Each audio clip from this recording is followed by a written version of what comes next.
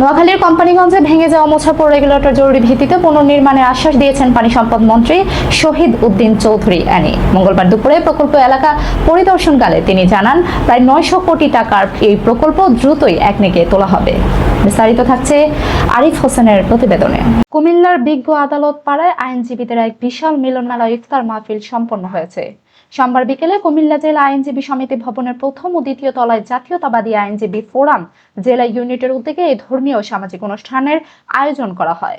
প্রধান অতিথির বক্তব্যে কেন্দ্রীয় নেতা অ্যাডভোকেট কামাল হোসেন বলেন, সাংবিধানিক অধিকার রক্ষা ও আইনের শাসন বাস্তবায়নে আইনজীবীদের ভূমিকা অপরিসীম। রাষ্ট্রের যে কোনো সংকটকালীন সময় আইনজীবীরা সবসময় অগ্রণী ভূমিকা পালন করে আসছেন এবং ভবিষ্যতে এই ধারা অব্যাহত রাখার আহ্বান জানান তিনি।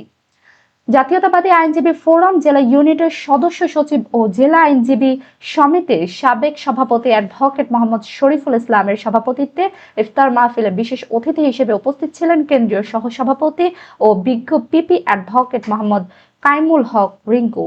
এছাড়াও কেন্দ্রীয় সহ সাংগঠনিক সম্পাদক অ্যাডভোকেট আ.জ.ম মুর্শেদ আল মামুন এবং সুপ্রিম কোর্টের deputy attorney general advocate Mohammad Saifuddin Ratan সহ জেলা আইনজীবী সমিতির শীর্ষ নেতৃবৃন্দ অনুষ্ঠানে অংশ নেন।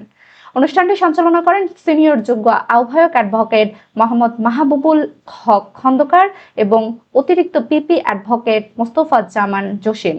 ইফতারের আগে কুমিল্লা কালেক্টরেট জামে মসজিদের খতিব মুফতি মোহাম্মদ সোহাগউদ্দিন দেশ ও জাতির সমৃদ্ধি কামনায় বিশেষ মোনাজাত পরিচালনা করেন।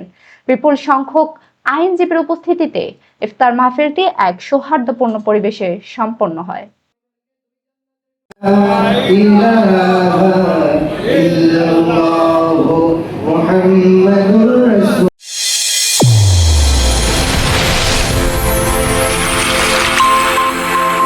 চ্যানেল A1 হৃদয়ের স্পন্দন।